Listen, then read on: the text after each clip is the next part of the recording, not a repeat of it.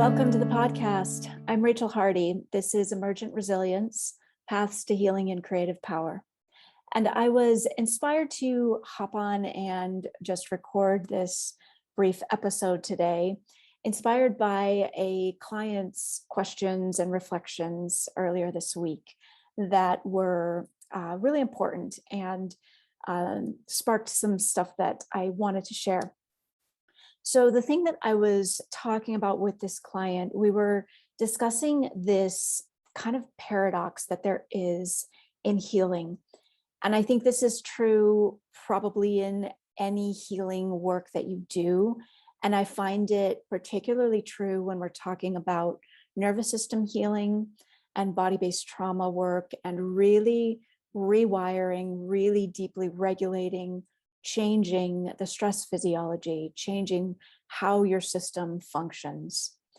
And the paradox here is that there is this piece of the work that is, I don't know how else to say it, but it's about doing the work. It's a practice. It's not a forcing or a pushing or a trying, but a diligent, consistent showing up for yourself, doing the attentive, gentle, loving, kind practices that are appropriate to your physiology, that are shifting your system more in the direction of healing. So that's one side of the paradox, is that healing is about this consistent practice, and there's a sense of work to it, for lack of a better word. There's a diligence, there's a consistency that's needed. So that's true. And then the other side of the paradox is that there's also this way in which healing just comes in and transforms us. And when we're working with principles and practices that have the capacity to transform what's happening in us, there are these times, there are these moments, there are these big turnarounds where the thing that maybe felt so impossible or so long-standing that, was never going to change, it felt like in your experience, all of a sudden there's huge shift and there's huge transformation. And so the funny paradox is that both of these exist. There is sometimes an aspect of time and of going through time, and again, that diligence and that work. And then there's the fact that can I say, something greater comes in, something bigger than your own efforts. There's just a healing that we want to be open to that can transform and can shift very quickly sometimes. And before I get into the examples that I want to talk about, I want to just notice as kind of a tangential thing here that we could look at this in another way as like the polarity of masculine, feminine energy in each of us. And in anything that we do or create, there is an aspect of our own efforts, our own work, our own putting ourselves into it. And there is that aspect of, I think of it as the universe partnering with us. And maybe you have a different framework or different words around that. Whether it's a partnering with the divine, an openness to some kind of larger energy, something that transforms. But whether we're creating, whether we are healing, whatever we're doing, there is always that duality of our own efforts and something greater, if that's a framework that works. So I was talking with this very wonderful client who is so diligently going through the work right now and just so committed to his healing path and doing the step-by-step and attentively, lovingly showing up for himself. And he was asking, so is it like a practice, and this is how the healing happens? And my answer was that that's where the paradox comes in, because yes and no. Yes, there's a part of healing our nervous systems that is about our consistent work. And there's also the piece where these principles that we're working with, and what I'm speaking specifically here, as you may know, a modality that I work with and that has very much transformed my own health and well-being is the modality of somatic experiencing, which works with how our nervous system is functioning and really transforming and releasing how trauma and stress are held on a body level. And so there are these principles at work here that are kind of bigger and greater than the sum of the parts, if you will. And that's where there's that duality of both happening, of both things going on, both our own work and something greater that transforms. And the thing I shared with this client specifically was that there's also these moments where the big shifts come in and things finally just turn around, and there is a really big transformation. And what happened when I shared that was I could see that my client was really encouraged to hear that. And he said, wow, it's really helpful and encouraging to hear that those kinds of big shifts have happened for you, because I was sharing a bit about my own path and how in my experience, this is what it looks like. And because I could see that that was helpful, that's where I had the inspiration to hop on here and actually share a couple of examples in my own journey, in my own life, of when those big shifts have come very suddenly and what that's looked like. And if you know my story already, or whether you've heard the first couple of episodes on this podcast where I go through and share my own whole healing journey, there was a lot of very big healing that happened. And not all of it was fast. Some of it took years and decades. But what I'm going to focus on today is a couple little examples of when there were just these big sudden shifts. And the first one I wanted to share about happened after I had gone through a very, very, very dark traumatic period that happened in 2016-17. And I talk about this on the earlier episodes of my podcast. And in short, this was a very traumatic, dark time that I did not think I was going to make it through. I thought I was at the end, basically. And when I survived and when I came out of this really crazy, intense period,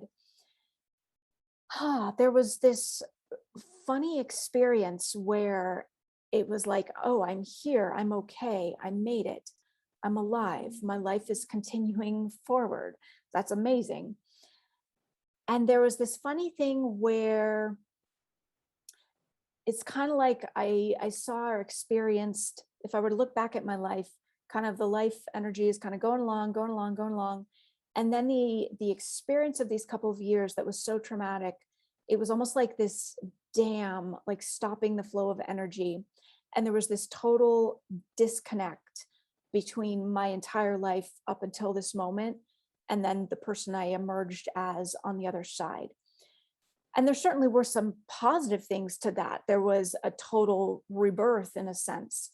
But the thing I'm speaking about right now is that there was this total disconnect, because it was like I couldn't connect to the person I'd been for my whole life, almost like I'd dropped down here from another planet and didn't even know how I got here.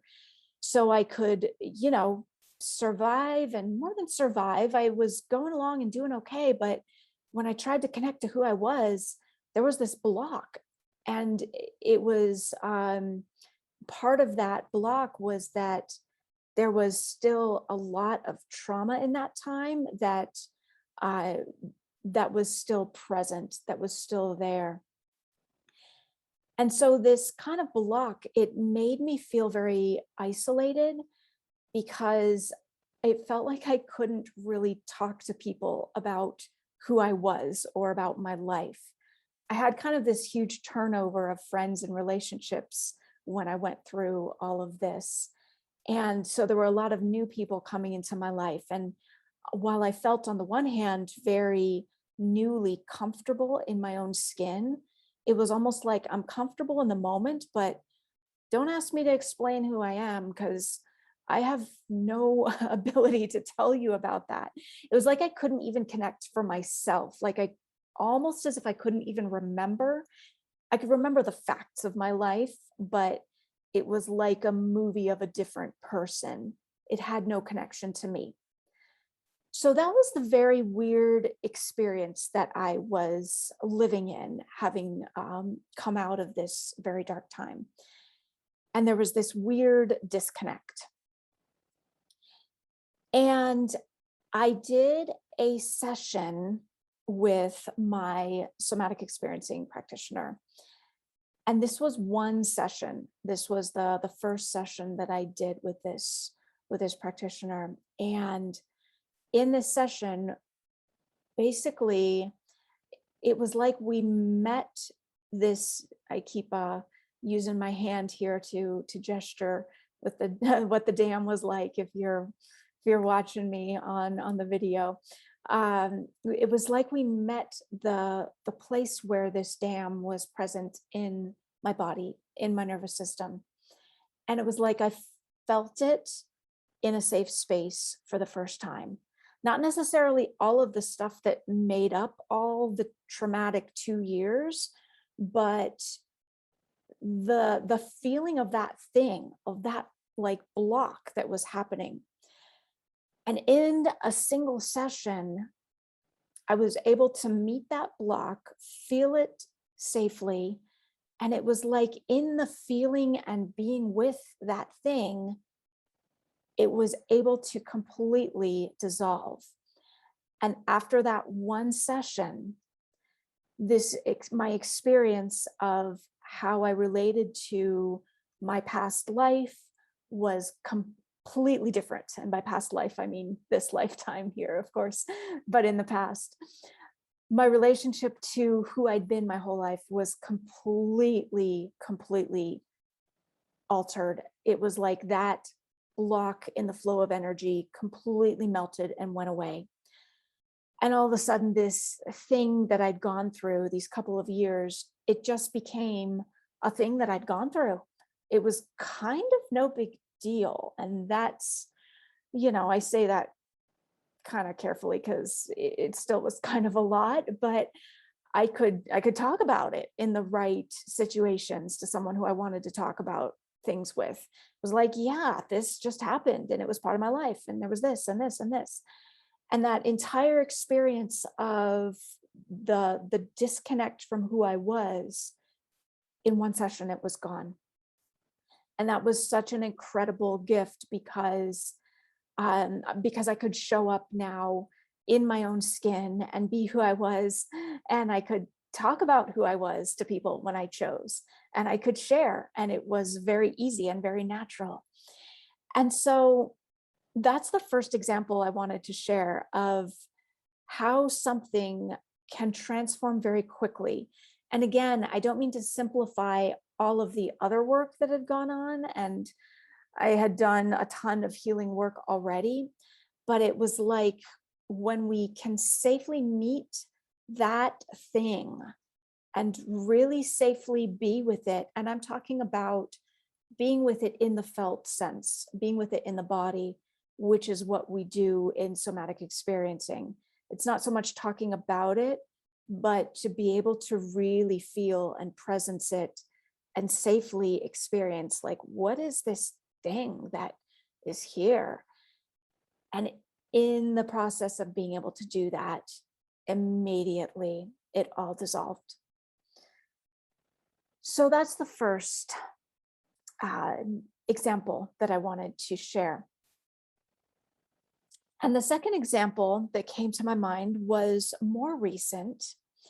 And it was, in this case, it was like, again, so much healing had happened and life was actually pretty awesome. And then, as sometimes happens, I'd hit this period of a whole lot of stressors in a row, where they just kind of build up, the big ones, and then the gianter one, and then the gianter one. Then it's like, really, is this really all happening? And I found myself going back into an old pattern that I had experienced for much of my life. Um, and the pattern had to do with feeling stuck in like an emotional loop. And specifically, it was a loop of a whole lot of crying and grief and a sort of feeling of despair, and mostly just crying and crying and so much sadness. And a feeling in particular, there was a feeling that I would never get to the bottom of that sadness. And there was also, again, it felt like being stuck in a loop, like I was just kind of circling around and around, and the emotion just kind of rah, rah, rah. And it didn't feel like it was doing anything, as opposed to sometimes when emotion moves through us, and maybe you've experienced this, it feels very productive, for lack of a better word. It's a funny word because it's not like everything has to be about being productive. But what I mean is that it feels like it's doing something as the emotion moves. You can sense that there is some kind of shift or transformation happening. Often that's my experience when there's a lot of emotion. It's like, oh, yes, this is so good. It's releasing, it's shifting. I can feel it changing. So that's the one experience. But this stuck in a loop thing is something different. This was a feeling where, again, it's like a just kind of on a hamster wheel, and it just feels like the crying has no bottom, and it's just kind of cycling round and round and not going anywhere, not doing anything. And again, this was a familiar old thing that I had experienced for a lot of my life before I went through a lot of the deep healing work that really transformed things. So here it was now kind of showing up again, and like, my life has changed now. I'm in a different place, and I don't experience the depression that I used to live with. And so it was kind of like, what is this loop showing up again? What is this? I don't like this. And it felt really stuck because it had that feeling of no bottom and not going anywhere. And so I did a session with my practitioner, and I went into the session not even knowing exactly what I was going to work with, because there was just so much going on in this moment and so many different things kind of stressing me a bit. But what arose very organically was a connection to these memories of states that were very young, and in fact were pre-verbal, like infant level experiences.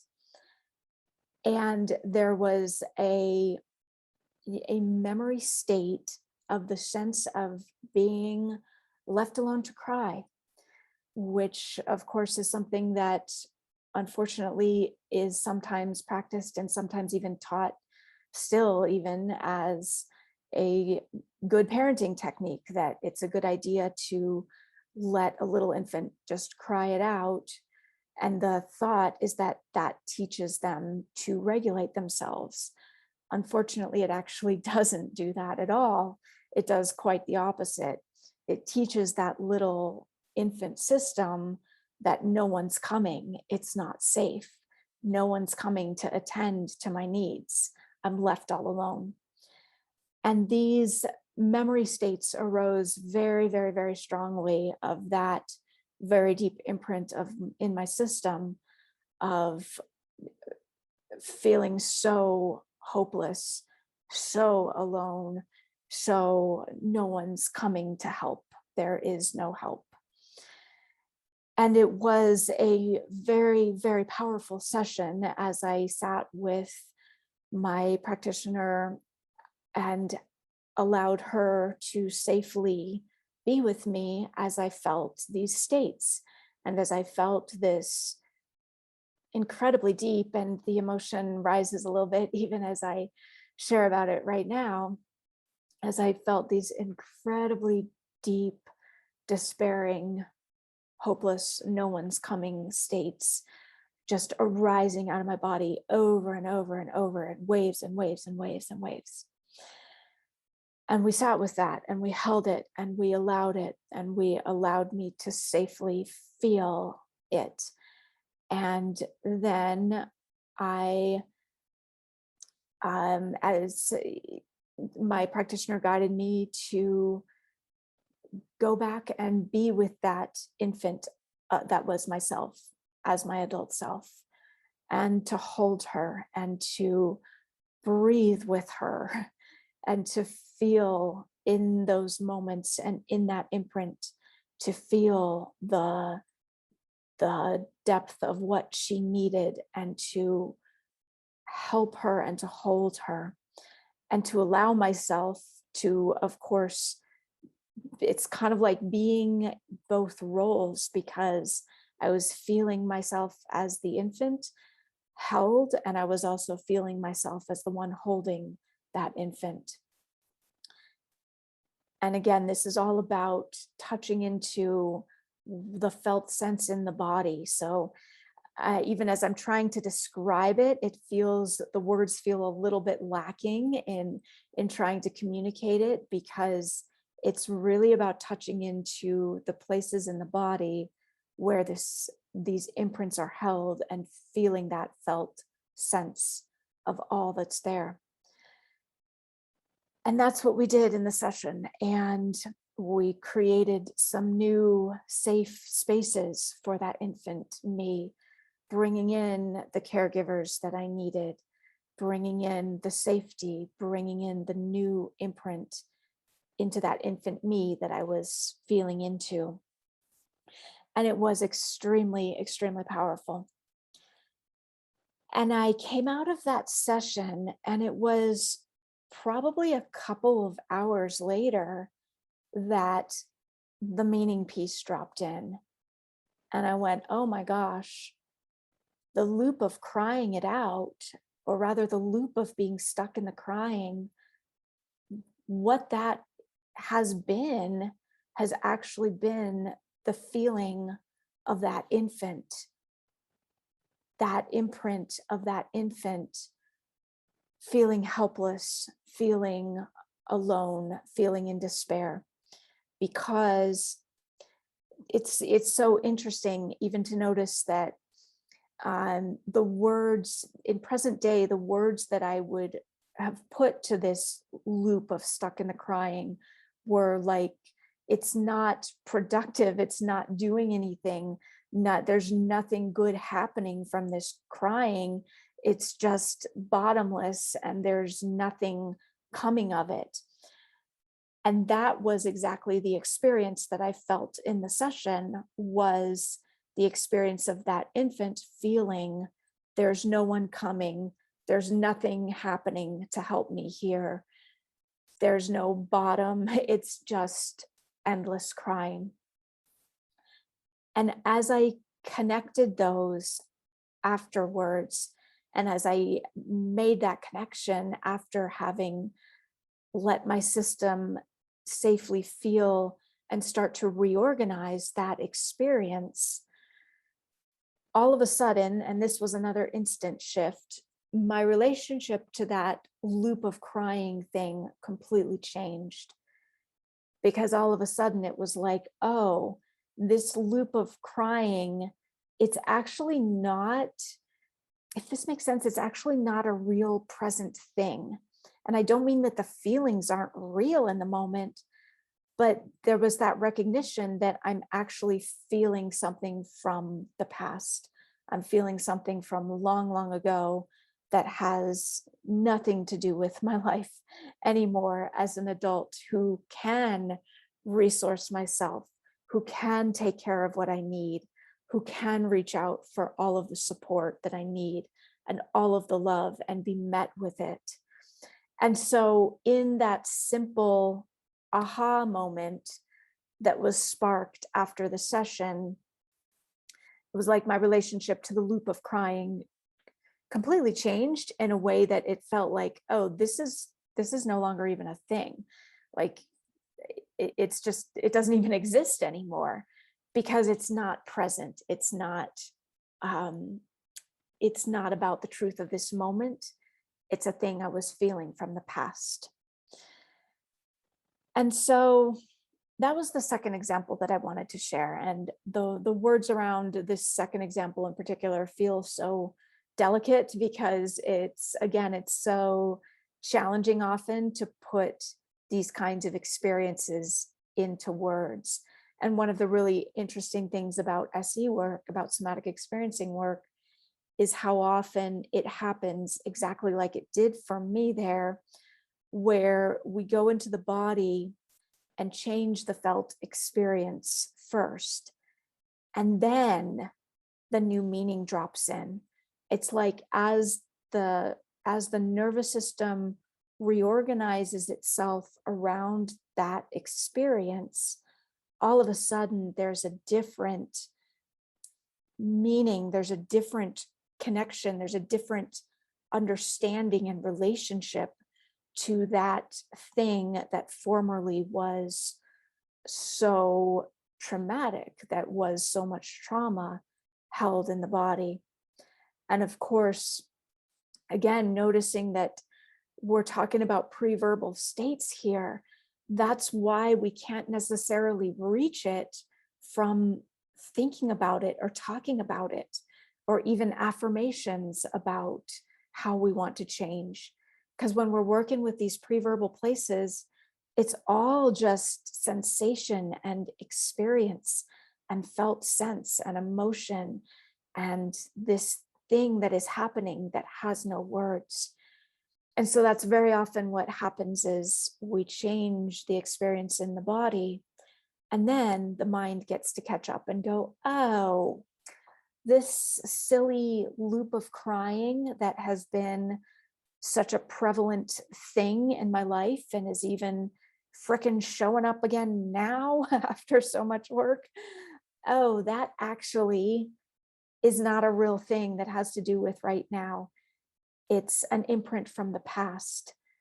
And in the reorganizing of that imprint from the past, in the release of that emotion, in the bringing in the new felt sense of the safety and resources, the relationship to that loop of crying changes to where it just doesn't really even exist anymore.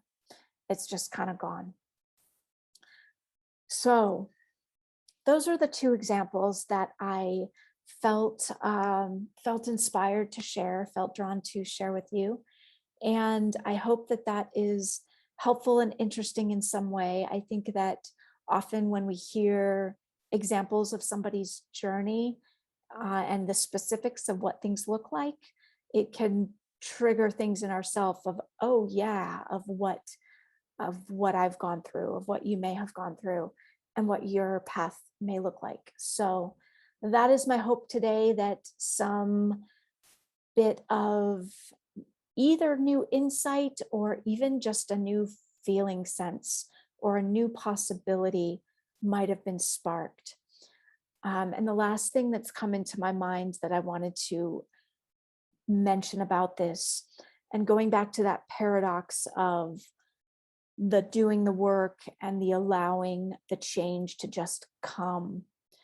There were two things I wanted to say about that. Okay, the first was thinking again about that duality or that polarity of how we have both masculine and feminine energies moving in us. And you could look at it that way when we're talking about like doing the work versus allowing the transformation.